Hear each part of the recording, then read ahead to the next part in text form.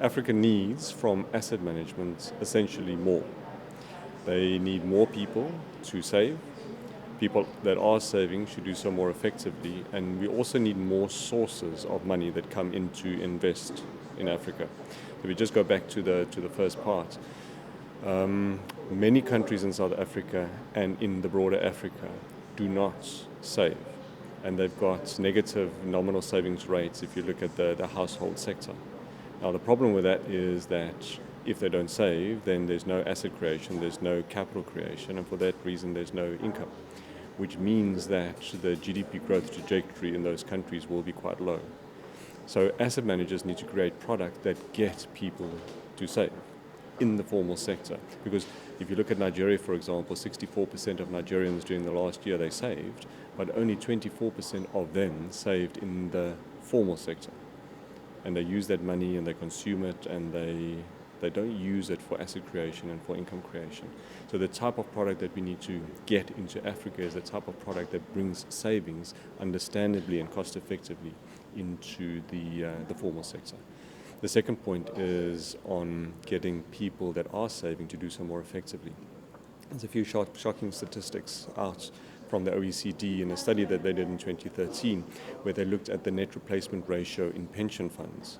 Now, the net replacement ratio, very, very simply put, is the percentage of your last salary check that you have available in retirement on a monthly basis. Now, the best net replacement ratio for the pension system across the world is Saudi Arabia. They're sitting at 100%. The US sits at 41%, and South Africa, the most mature pension system in the entire Africa, is sitting at 12%, 12%, which means that people that are saving are doing so ineffectively. Now, asset managers need to step up to the plate, and what they need to do is they need to take asset classes that to date have not been available and accessible to pension funds and give them accessibility to it. So pension funds across the across the continent have invested in equities, cash and bonds. But we need different sources of return. We need different duration of assets to make a difference in the country and in the continent. So what we're doing as a company is we're providing those new sources of return, whether it's private equity or hedge fund returns or private equity funds or private debt funds. Those things make a difference, more effective saving. And lastly, we need more capital for Africa. There's a sparseness of capital that come into Africa, and maybe later we can also talk about how you have to attract the right sort of capital into the continent. There is a saying in the fraternity of coffee lovers that a yawn is a quiet scream for coffee. So if you apply that to the investment landscape in Africa, so when Africa yawns, some investors come and they think that Africa is dozy, and they try to take more out of Africa from investment returns as opposed to what they give into Africa. So those type of investors we call X-men. So the extent to which they want time's money back.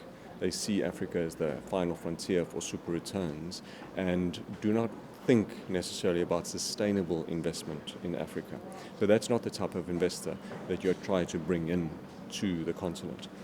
Then you have investors that respond to that silent scream or that quiet scream by giving decaffeinated tea to the problem. So what they do is they want very short duration lending, and they come at the problem from a syndicated loan market in the UK and in Europe, and also from a Eurobond market, where the only entities out of Africa that can fund there are financial institutions, state-owned enterprises and large conglomerates that get funding between 2 and 4 years.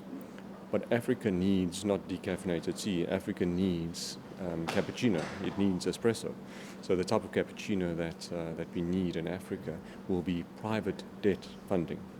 There are a large conglomerate of institutions in South Africa and the African continent that do not get access to the syndicated market and to the Eurobond market that need private debt. So what we do is we create funds and we create innovative structures to be able to give investors access to these. Maybe the bit of espresso that we also need is then in the private equity space and also in the infrastructure equity space and the real estate equity space. And Those type of funds we've launched, and we try to then attract investors into the right opportunities for Africa. So in short, if you think about the equation that works for investment returns in Africa, it is economic impact or return multiplied with social impact and return that should result in sustainable shareholder or investment returns for investors. Investors need to step up to the plate in order to attract the appropriate capital into Africa, and innovation, we feel, plays a very big part in that. International investors coming into South Africa and into the African continent, they want the investment returns, for example, in structures of private equity, but they don't particularly want to be locked in for the duration of a 7 to 8 year fund. So liquidity is a problem for them.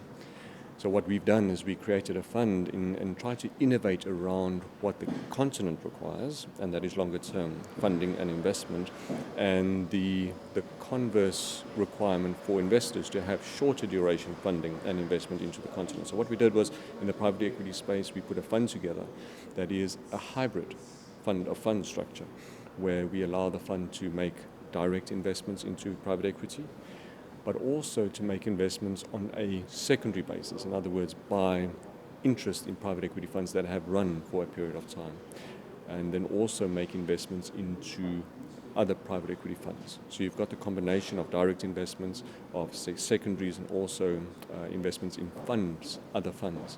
What that does immediately is it truncates the payback profile for investors. So an investor isn't locked in for the duration of 7 to 8 to 10 years.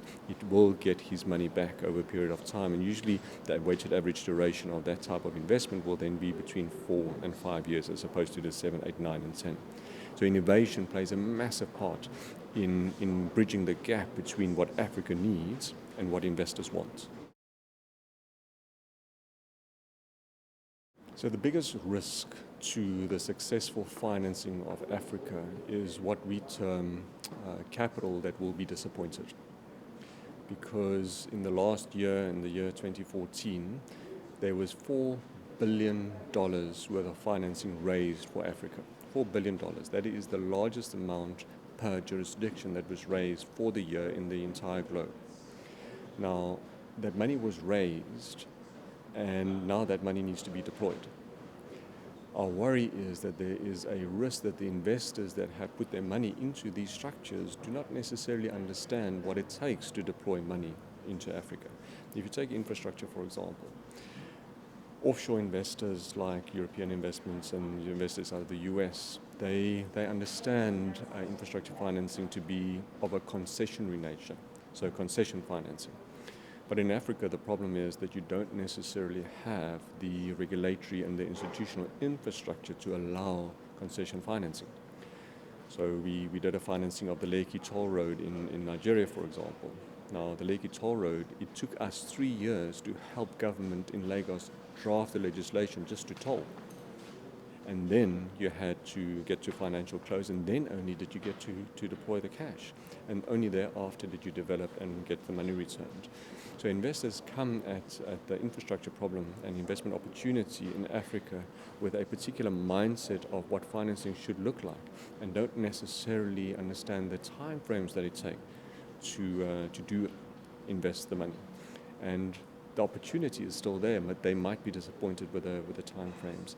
And I'm just worried personally that we're going to get, maybe having raised $4 billion of financing for Africa, we're going to get to a point where people are dissatisfied with the returns that they get, purely because they didn't understand what they were getting into in the first place.